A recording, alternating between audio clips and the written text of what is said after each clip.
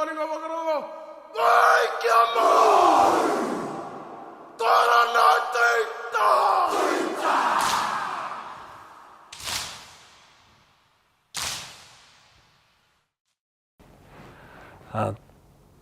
Tēnā koutou katoa, ko tongariro te maunga, ko taupo te moana, ko tūwhare toa te iwi, ko te heo te tangata, ko Delani Brown, taku ingoa.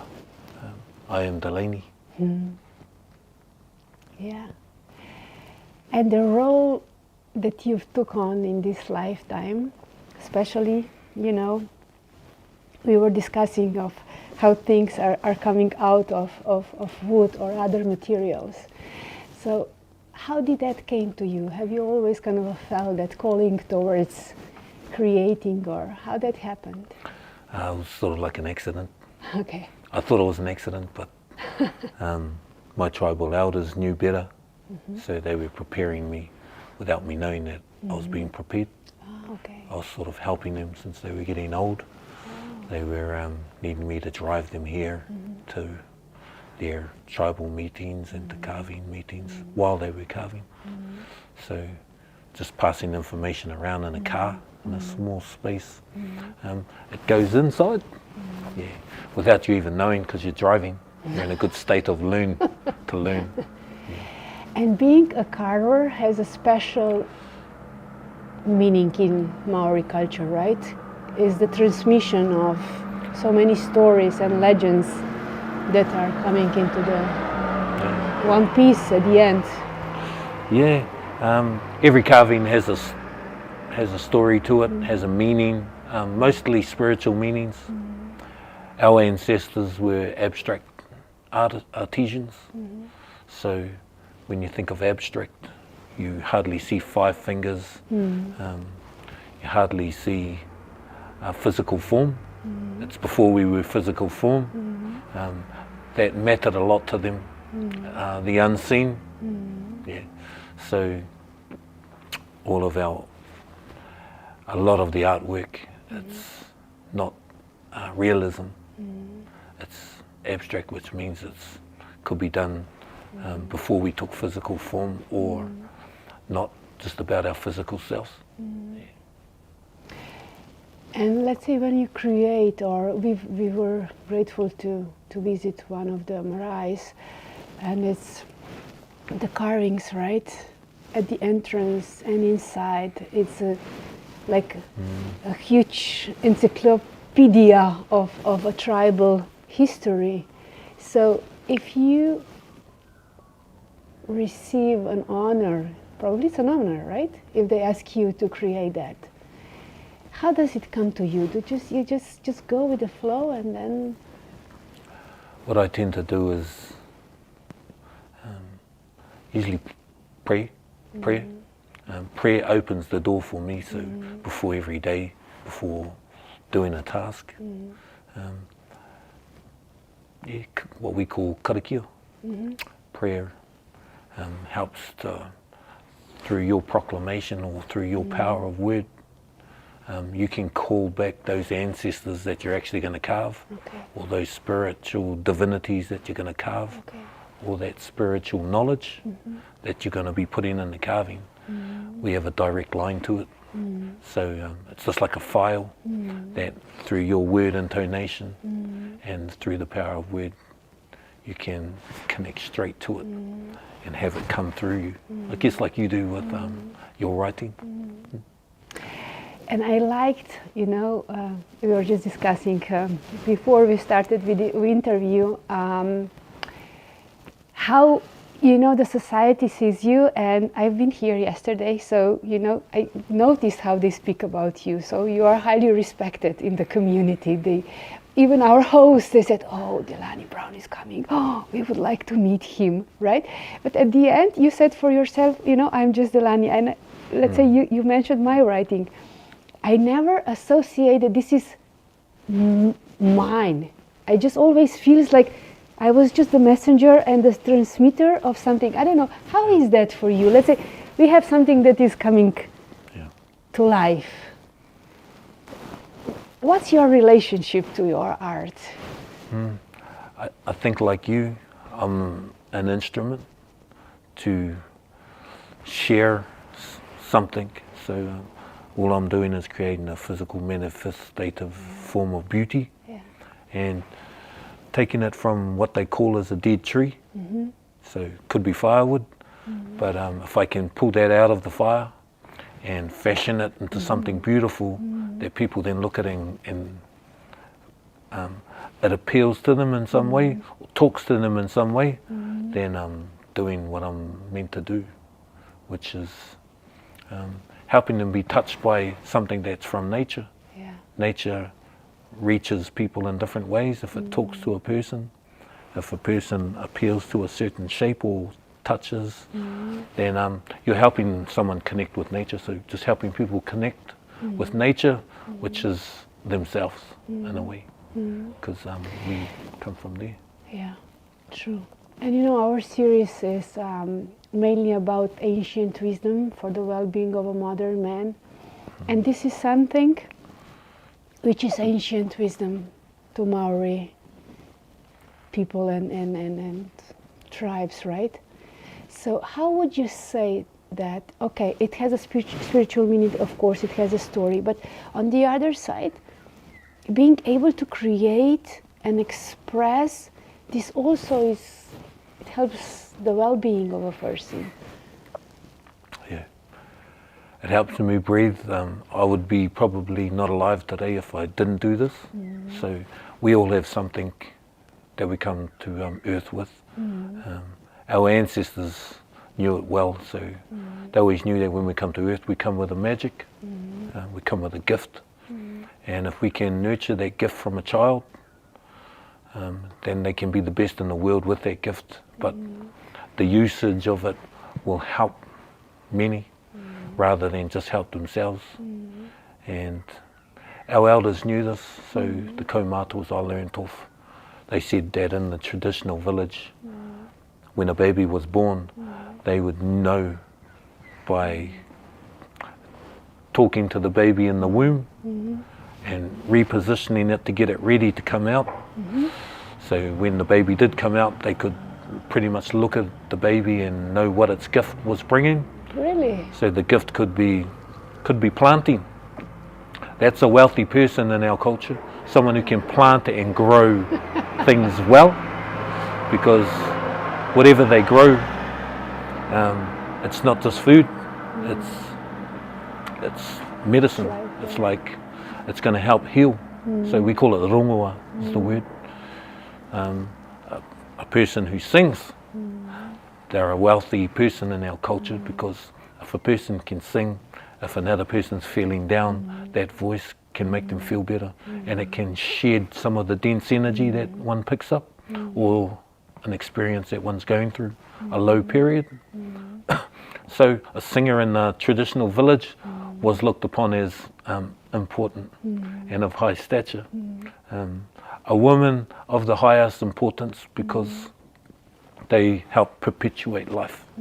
Without them, there was going to be no continuation of the tribe or the family. So all of these things are what were important to our people and of the highest value.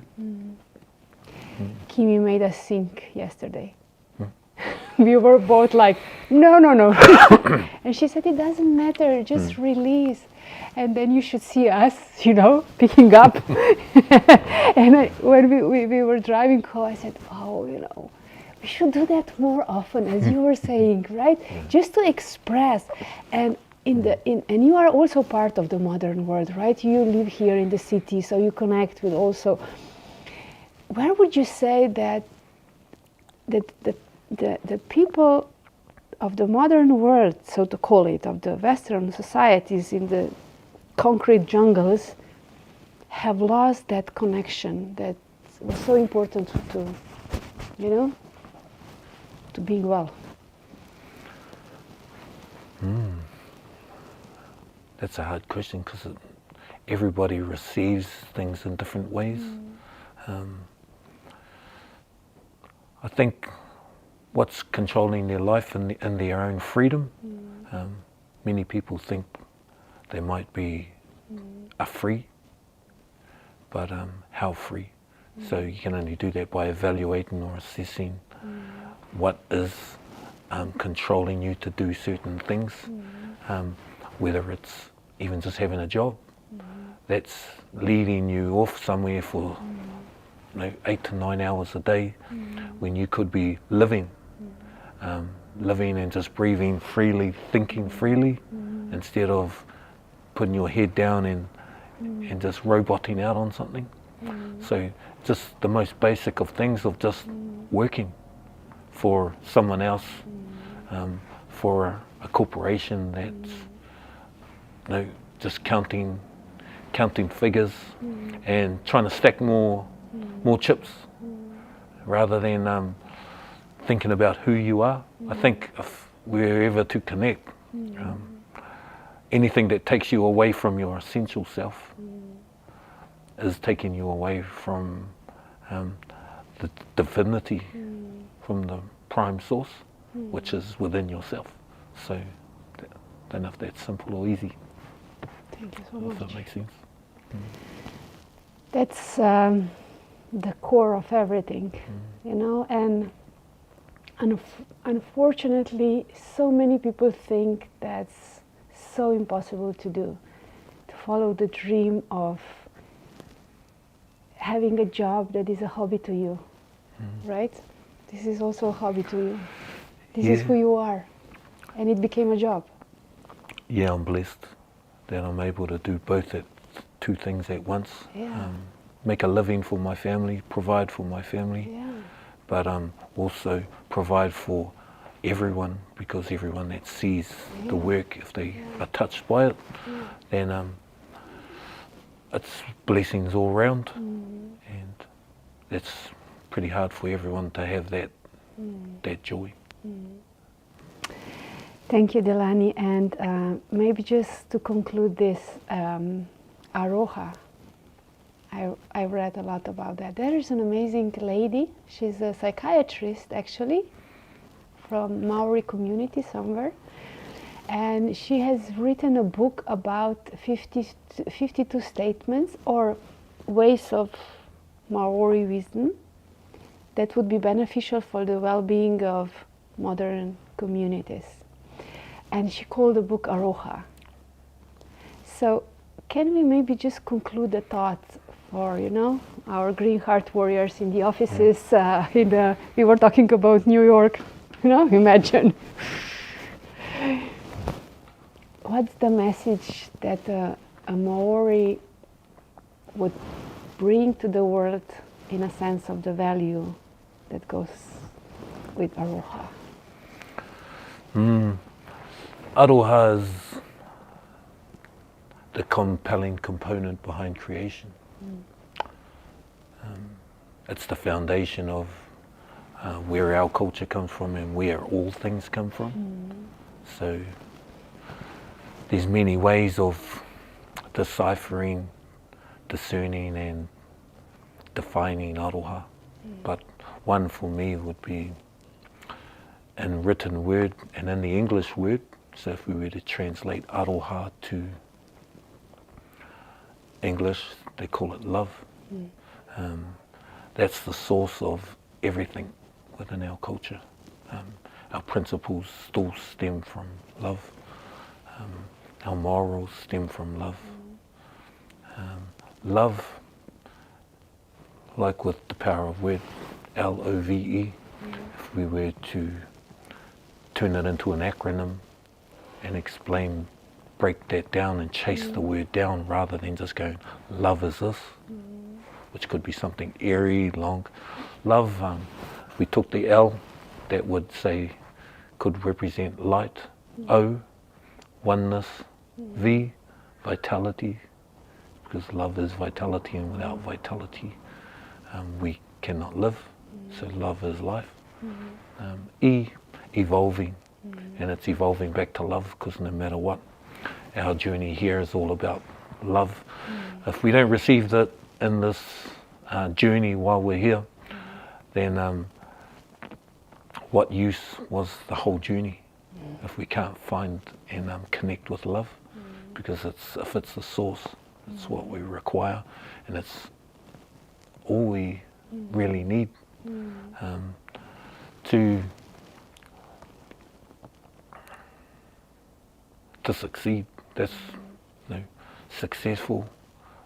We're starting to branch now, but what is success? Success is, like for me, is when you can define the environment and the world for yourself. That's what I call a successful person. Someone who can interpret life for themselves. And you get that from love. Once again, it always will come back to that.